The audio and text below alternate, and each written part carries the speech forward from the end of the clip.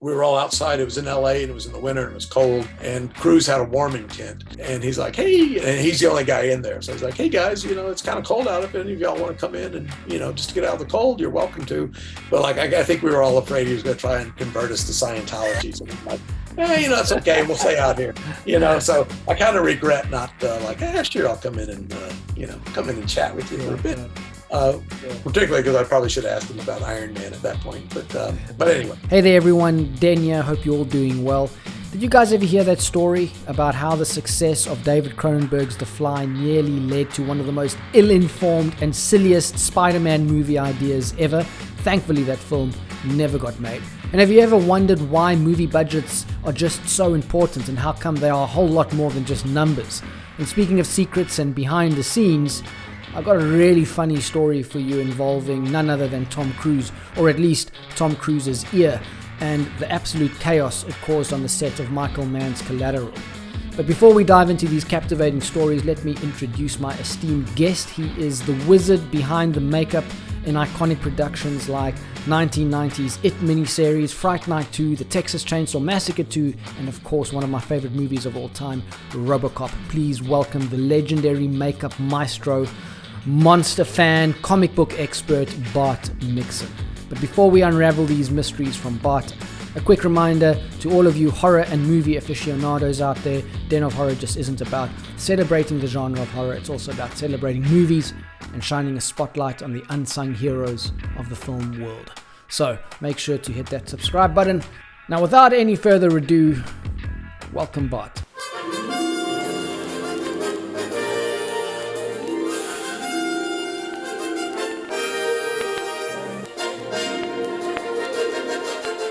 At one point, there was a script going around for a Spider-Man. I think it was a movie of the week. I think it was a TV movie. I don't think it was a feature, but it was just awful. It was The Fly had just come out, the Cronenberg. So they were trying to do a Spider-Man based on that. So like Peter Parker spent a good chunk of the script like in a cocoon, becoming this Spider-Man. And it just wasn't Spider-Man. And it wasn't until like the last, I think, 2 pages of the script that he was finally what one would recognize as Spider-Man. It was just a mess. So, I mean, thank God they didn't make it. What did you think of those original Spider-Man movie or TV movies? The 70s, yeah. 70s. I mean, I was a fan, but I think I probably watched one. Just like same with the Hulk. I was like, oh, okay, this isn't. Both the budget and the technology limitations were just too much to overcome. I hate to say it, but budget is important. I mean, like if you look at like the Inhumans, I don't know if you watched that show or, it sucked basically. But I think they made 10 one-hour episodes for like $100 million. So basically a 2-hour episode of that was say $20 million. So now if you take what became Guardians of the Galaxy and tried to do that on $20 million as opposed to 150 to 200 million, whatever, I forget what the Guardians budget was. I mean, you would have had a very different movie, So, I mean, it's easy to say like, oh, this was shit and this was, whatever. But I mean, the money to a large degree dictates how big you can go. The Guardian movies are pretty unique in that virtually every character in that movie has got some kind of a special makeup on, even if they're just pink aliens or blue aliens, they usually have like these little keloid scars, but everybody's got something on them because you're just creating this universe of these unique characters and very, like even the Ravagers, most of them, even if they're human looking, they've got something going on with them. And there just wouldn't have been the budget to have done that. So like when I was the Fantastic Four, the Michael Chiklis one, when we started that was an $80 million budget. I think it grew to $100 million, but they had already done the Raimi Spider-Man and that was $200 million. So, I mean, right out of the gate, you've got twice the money. So, I mean, the Fantastic Four couldn't afford like big set pieces and stuff like Spider-Man had because the money just wasn't there. We were doing reshoots on it. And there was like a scene in the reshoots where the Thing is asleep and the Torch is like, he's put shaving cream in the Thing's hand and then he's tickling his nose and does the shaving cream in his face. And as we're filming it, I'm like, well, instead of a feather, shouldn't the torch be like, shouldn't that be like a big lick of flame? Like he's, and they're like, we don't have the budget for that. Reed Richards should be stretching. He shouldn't get up from his desk and walk across the room to pick something up. He should stretch his arm over and pick it up. But each Yeah. time he stretched, it cost $50,000 or whatever. Well, and that's the other thing I wanted to mention too, is like, I hate the excuse like things don't translate. Sometimes they don't translate from the comic book to the screen. Take the 70s Spider-Man suit, which looks pretty bad. It's the same design as the Sam Raimi suit, but the TV show they had in whatever, $100. I mean, they had a very low budget to make that costume, whereas with the Raimi Spider-Man, they literally spent $1 million on that suit. So it's the same design, but one looks like crap or looks cheap, and the other one looks great, and it's because they had the money to do it. It is frustrating for people like us sometimes. It's like we want to do something cool, and we want to do this, but they don't have the money, they don't have the time, or just the director doesn't have that vision that, just paint his face white. Well, wouldn't it be cooler if he's, has whatever? Nah, that'll be fine. So I'm curious. We got the Haunted Mansion. I worked on the remake of that. That's coming out in July. And Joel Harlow did the prosthetic ghosts, and I was on set applying those for him. So we made 6 prosthetic ghosts that are great. They're these really cool characters, and they're full prosthetics. But then next to that, you're going to have a lot of ghosts that straight makeup did that were basically just people painted white with dark circles around their eyes.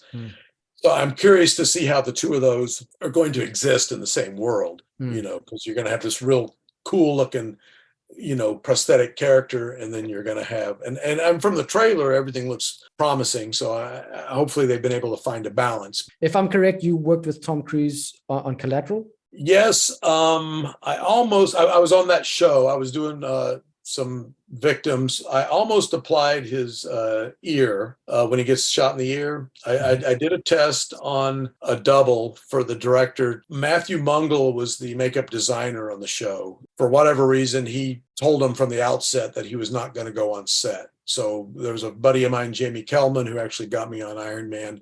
He brought me in to help on this one. So we did this ear. I thought it looked great. I mean, even Mann thought it looked too repulsive, but he's like, I want Matthew. Why isn't Matthew down here? Get Matthew.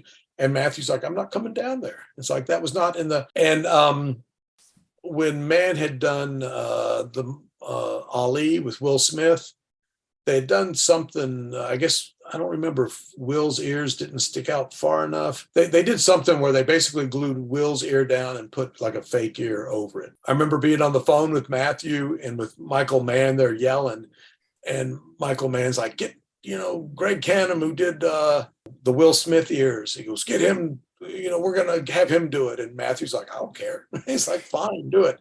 So a buddy of mine, Kenny Myers, was actually doing most of Cruise's other makeup. I think I would have at least gotten into the mix to have applied the ear, although Kenny was certainly capable of doing it.